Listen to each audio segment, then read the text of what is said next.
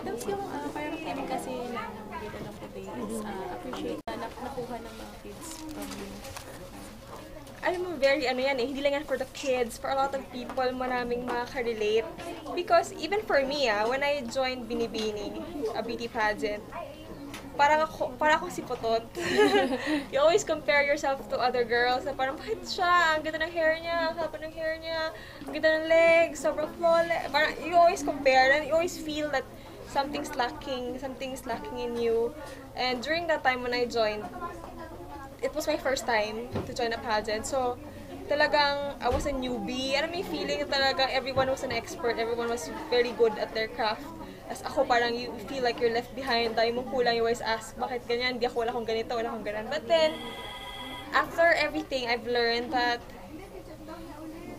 tama kasi, you always have to make do with what you have. You always have something that nobody else have. Na parang, yun yung kailangan mo i-embrace. Embrace your what's positive with yourself, like ano yung qualities na tingin mo, yun yung okay sa'yo, yun yung positive sa'yo, dun ka mag-focus, and then tatry mo lang yung negative to be better, to improve it, pero hindi naman lahat ng bagay kailangan magaling ka sa lahat, or nasa iyo na lahat. Usually nga, makapansin mo, not everyone who has everything, if they don't know that they have this something, or they're not aware na kaya nila yon, mas nakakaya pa ng tao na kahit konti lang yung meron siya, pero alam niya na ito yung meron siya at ginagawa niya yung best niya para gamitin yon to make him or her successful in whatever field na gusto niya. Mas naging successful pa yun compared dun sa tao na andun na lahat, pero feeling niya wala. Kulang pa din. So it's all about contentment. So sana yung mga kids, yun nga, parang maging thankful every day for whatever they have, to be thankful na nakakapag-aral sila, kung ano yung maliliit na bagay. Kasi minsan ngayon sa media, you always see a lot of things na minsan yung mga bata nakakalimutan na i-instill sa kanila. Ano ba talaga yung values? Ano dapat na pinag-iigihan nila na hindi, it's not always about material things, o kaya yung physical things na it's important.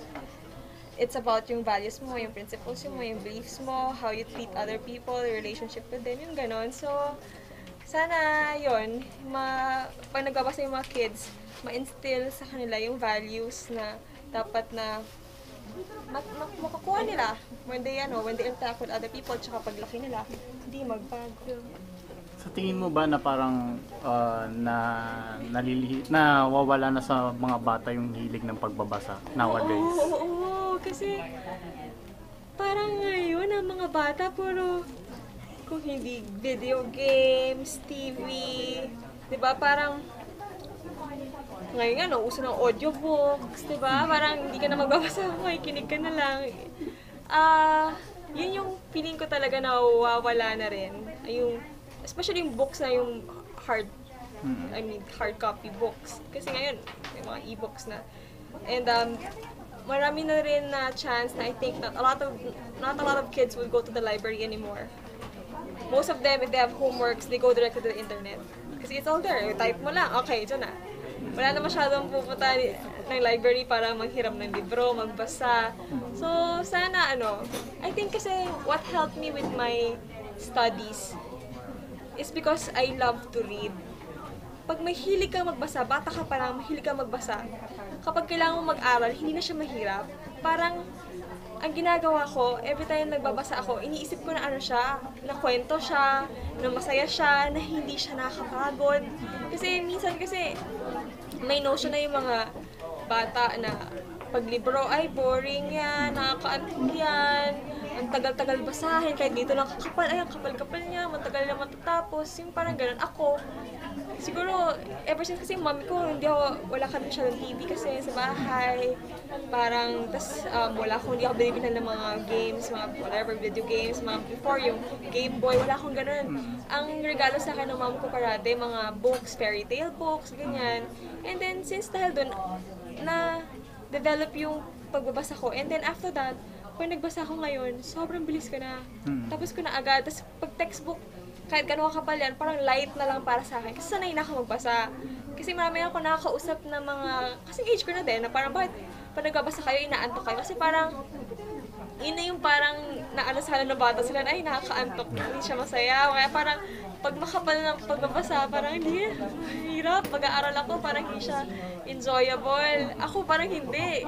Pag ako nag-aaral, like, kunwari, usually other people would memorize. Pag may exam, ako hindi. Or textbook siya, hindi naman siya story. Ano siya, or physics, whatever, math. Ang ginagawa ko, treat ko siya as story. And then, I read it 3 times. Hindi ako lagi memorize. Hindi, kasi pag memorize, feeling mo, parang aral to, kailangan mo memorize, pressure, stress, ganyan. Ako hindi, binabasa ko lang siya, ganun pala yun? So yung ano pala, ganyan, physics, ganun, yung ano, blah, blah, blah. Tapos, babasahin ko siya ulit. Kwento lang siya para sa akin. So after that, mas naaalala mo yung ano isasagot at mas naintindihan mo yung idea. Yun yung feeling ko sana maano din ng mga estudyante na hindi siya puro memorization kasi you forget that forget yung mga little things na ito point ganyan dahil pag nakalimutan mo na yung pinaka-overall idea na hindi mo naintindihan, it's more dapat naintindihan mo, madali na lang lahat kasi alam mo yung concept.